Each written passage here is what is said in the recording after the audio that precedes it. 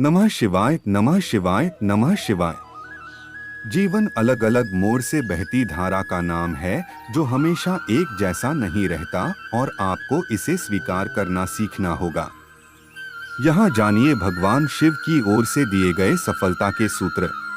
जीवन निरंतर बहती रहने वाली धारा का नाम है जो हमेशा एक जैसी नहीं रहती और इस सत्य को भी स्वीकार करना पड़ेगा कि जीवन का अनुभव हमेशा के लिए सुखद नहीं बना रह सकता है।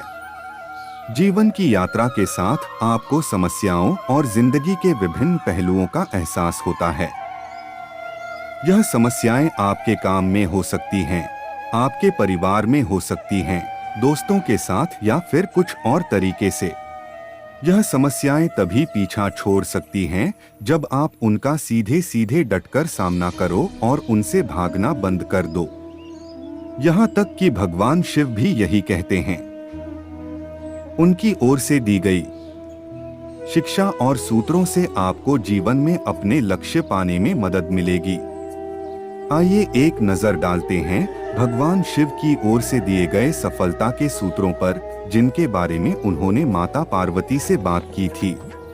दृढ़ निश्चय करना आवश्यक। दृढ़ निश्चय ही वो रास्ता है जिस पर चलकर इंसान सफलता को पा सकता है। किसी भी कार्य को करने के पीछे मनुष्य का मन में किया गया निश्चय ही सबसे बड़ा कारक होता है। समाज के लोगों से प्रभावित ना होना। अगर आपने अपने मन में कोई काम करने का निश्चय कर लिया है तो फिर लोगों से प्रभावित होना व्यर्थ है, चाहे वह आपके बारे में कितनी ही बुरी बातें कहें। शांत रहकर खुद को नियंत्रित रखना। शिव को संसार का सबसे बड़ा योगी कहा जाता है। खुद में स्थिर रहना और परिस्थिति से दूर रहकर भी उस पर पकड़ रखना आसान नहीं होता। महादेव एक बार ध्यान में बैठ जाएं, तो दुनिया में कुछ भी उथल पुथल हो लेकिन उनका ध्यान कोई नहीं तोड़ सकता। शिव का यह गुण हमें जीवन का गहरा ज्ञान देता है कि आप भले ही संसार की किसी भी परिस्थिति में लिप्त हों, लेकिन अपने भीतर स्थिर बने रहना आवश्यक है। अपनी प्राथमिकताएं समझें।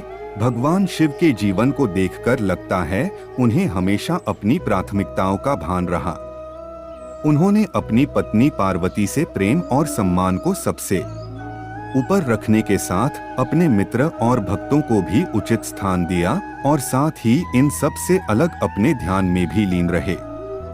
कब क्या करना उचित है वह ये अच्छी तरह जानते थे। जीवन के हर रूप को खुलकर जिए। शिव की जीवन शैली हो या उनका कोई अवतार, उनके हर रूप में स्वभाव बिल्कुल अलग रहे हैं। फिर वो रूप तांडव करते हुए नटराज हो, विष पीने वाले नीलकंठ, अर्धनारीश्वर या फिर सबसे पहले आसानी से प्रसन्न हो जाने वाले भोलेनाथ। परिस्थिति भले नकारात्मक हो, आप सकारात्मक बने रहें। समुद्र मंथ से जब विष बाहर आया तो सबने कदम पीछे खींचे क्योंकि विष कोई नहीं पी सकता था। ऐसे में महादेव ने स्वयं विष पिया और उनका नाम नीलकंठ पड़ गया। इसका सबक ये है कि जीवन की परिस्थिति कितनी ही नकारात्मक हो, आपको सकारात्मक बने रहना चाहिए। ये और इस जैसी कई बातों का ज्ञान पाकर पहले देवी पार्वती भगवान शिव की अर्धांगिनी बनी और फिर उन्हें जीवन के गहरे सत्यों की भी अनुभूति हुई। माता पार्वती का जीवन पूरी तरह से शिव से मिले ज्ञान से विकसित हुआ।